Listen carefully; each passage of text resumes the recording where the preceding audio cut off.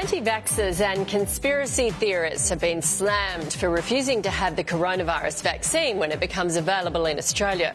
While the Prime Minister's accepted it will be hard to make it mandatory, there are increasing calls for there to be consequences for those who refuse the jab. The government has warned it won't rule out strict measures for those who do not comply. It's a hot topic this morning. To discuss it, I'm joined by 7 News political editor Mark Riley and journalist Louise Roberts. Morning to both of you. Mark, good morning. Do you think the federal government will follow through on these threats?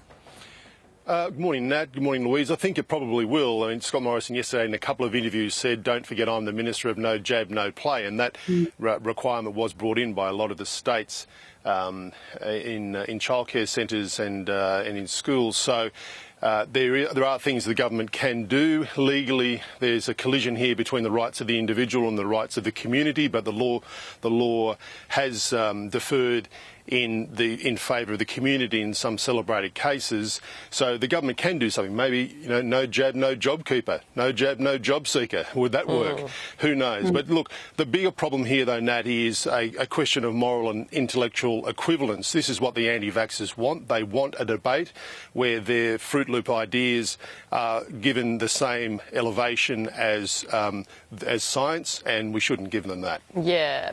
Are they being un-Australian, Louise? Did it help yesterday with the messaging that, Scott Morrison, did this massive media campaign, and then the company that he was talking about came out and sort of had to clarify a few things and say it was actually a letter of intent, it wasn't actually a deal?